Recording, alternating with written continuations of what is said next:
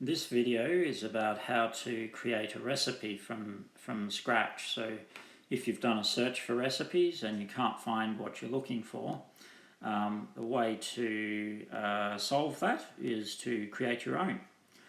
You can do that either through the food diary or through the meal planning tool. Either of them are more or less the same way. So the way that you do it is you go into the food ad. In this case, I'll just tap lunch, and it brings up. So over here we've got recipes, we've got food. All the way over on this side we have the cookbook. So if, for instance, you did a search for recipes, I'm going to do a quinoa salad. So if I do a search for quinoa as the ingredient, you can see there's a few different recipes here that I could choose, but there might not be something there that I specifically want. So I have an option here at the bottom is to add a new recipe. This brings up the recipe flow. For this I can put in the recipe name. Then there's the description, which is something you use that sort of summarizes what the recipe ingredients are, as well as anything that you might want to include that would make it interesting to other people. It's more important for recipes that you are intending to share with the FatSecret community. So I've got one that I created earlier, so I will cancel out of that and go over to cookbook, which is also where I can create a new recipe from. You can see down the bottom here there's add new recipe. I'm going to use one that I started preparing earlier, which is the Peruvian quinoa salad. I can go into the info screen for that recipe. At the moment, all I've provided is the title of the recipe and the description, and I've provided the information around the recipe info and the prep time. So because it's not complete, I can actually continue editing it. So I'll just tap the edit button. You can see in here that I can still edit, say, the recipe name, the description. I can modify the servings and the prep and cook time.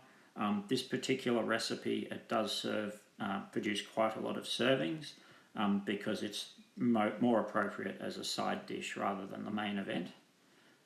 So I need to add at least one category if I want to be able to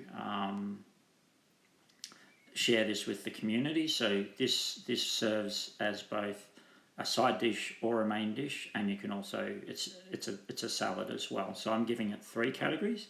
When I tap done, you can see that they're all there in the recipe categories. Now for the ingredients, again, if I want to publish it, I need to actually make sure that all the ingredients are in there. So if I do a search for quinoa and type that for food, now I'll have cooked quinoa, and I want to include 3 cups of cooked quinoa in that. So I add that. It includes it in the ingredients. I want to add another one. So one of them might be mushrooms.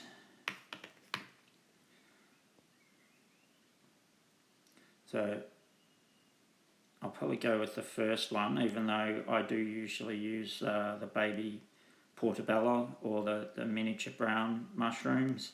But these are, it's up to you as to what type of mushroom you use. So in this case, I would say it's about 1 cup of pieces or slices, so I'll add that to the recipe as well. And again, I'll go back in for cranberries. So in this case, I might I'll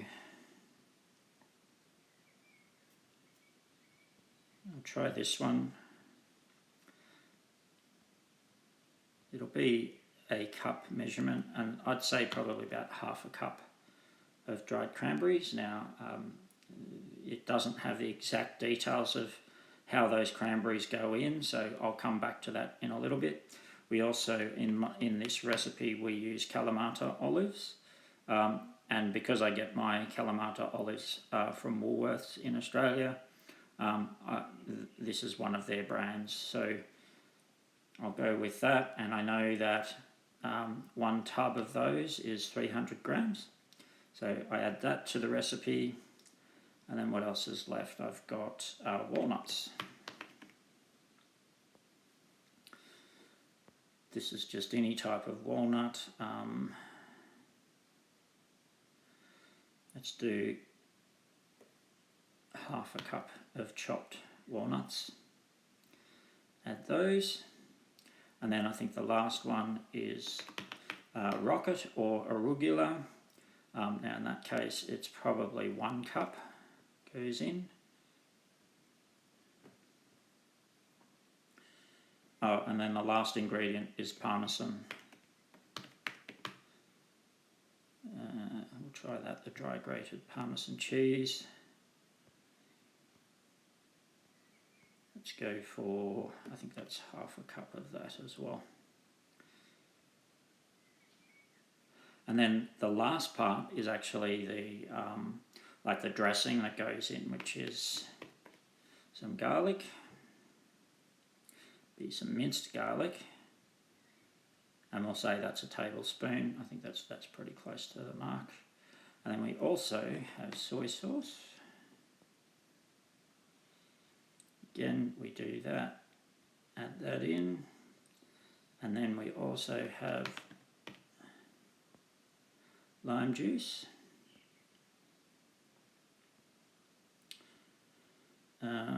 Let's make this an actual measurement. Let's say it's about 50 ml, given that we don't have a tablespoon. And then the last one is some mustard. It is actually literally this one,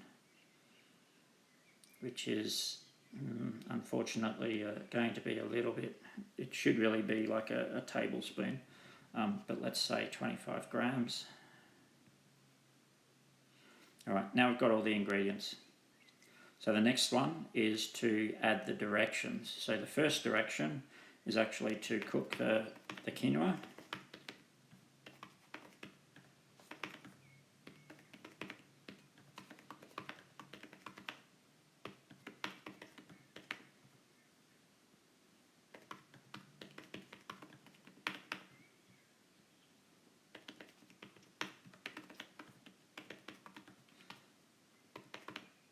Alright, so that's the first one.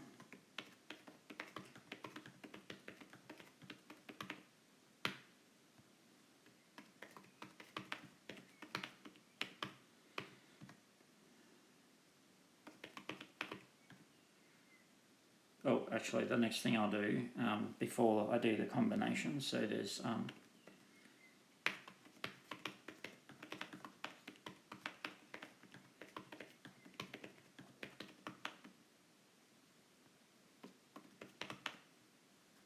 can't type.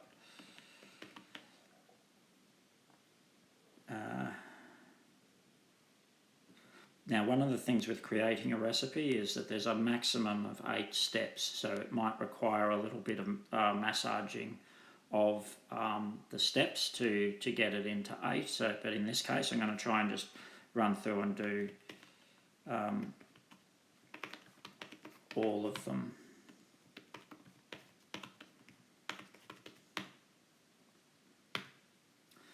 What else is in there? There's the cranberries, mushrooms.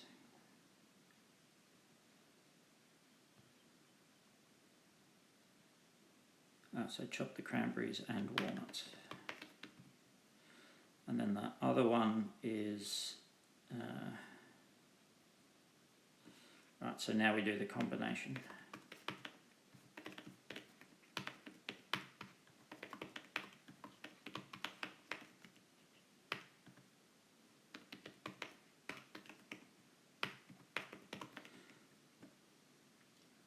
Rocket, cranberries, olives.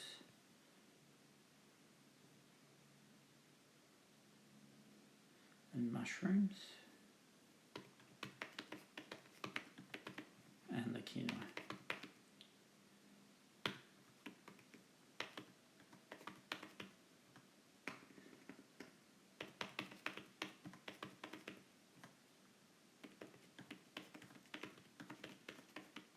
And then for the dressing,